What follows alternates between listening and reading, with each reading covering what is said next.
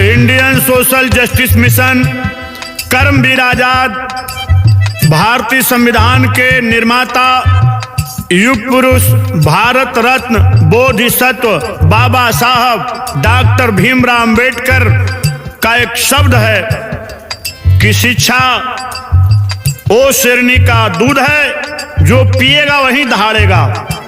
इसीलिए उनके बारे में कहा जाता था और उन्होंने खुद कहा था, education is a foundation of life. दुनिया के सबसे बड़े विद्वान माने गए थे डॉक्टर भीमराव अंबेडकर जी, और उस रास्ते पर चल करके कर्मवीर आजाद, ये जो आजादी का नारा उन्होंने बुलंद किया है, इस नारे में संदेश क्या है? संदेश यह है कि आप ऊंचाइयों की ओर तब बढ़ेंगे जब आप शिक्षित होंगे, संगठित होंगे और संघर्षशील होंगे। यह संदेश उनके जीवन का सपना था, जो अधूरा सपना है बाबा साहब का, उसे पूरा करने के लिए कर्मवीर आजाद इस रास्ते पर निकल पड़े हैं और काफी उतार चढ़ाव इनके जीवन में आए हैं।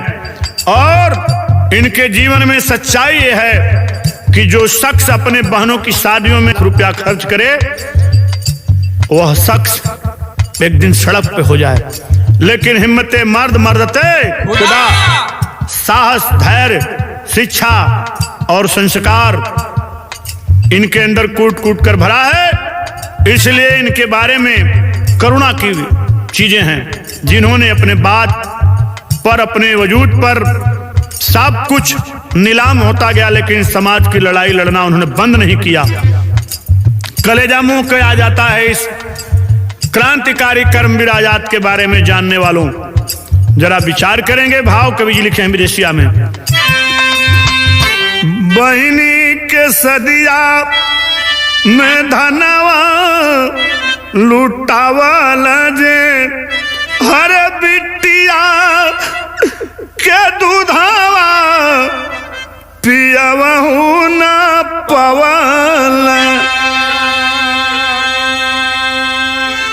बहन की शादी में रुपया खर्च करने वाले कर्मवीर आजाद अपनी बेटी, दूधमुही बेटी आराध्या को दूध भी नहीं पिला पाने की शख्सियत, किसके लिए? समाज के लिए कुर्बानियां दी है इन्होंने समाज के लिए। बिटिया के दूध खातिर भटकल भारिया हो, अरे लेकिन दुख सह के उ बोझा के उठवा। बिटिया राधा धरी गोदिया में धरत रहली, अरे भारिया सुषमा के देखा सैया तारा सवा। अर्धांगिनी सुषमा देवी हर दिन के याद कर, अरे सैयाऊ धम कौन धर्म अपनवल। खूब पैसा रहल सैया, देश दुनिया जवार में जानत रहल, बढ़िया लग्जरी गाड़ी से चलत रहला। बहनिन के शादी में जवार नाम कैलस, लेकिन लक्ष्मी जब गोद में आराध्या आईली सब कुछ, लेकिन पत्नी का पति से पवित्रता पूर्वक रिश्ता होता है। पत्नी का शाब्दिक अर्थ ही होता है पवित्रता रूपी जीवन निर्वाह करने वाली संगिनी, और वह संगिनी धन है जिन्होंने साथ देकर, मजबूती देकर के आवाज देती है क्या कि दिनवा मेरी में बितावली सजनवा हो, अरे आइली गरीबी काहे मनवा गिरावाल।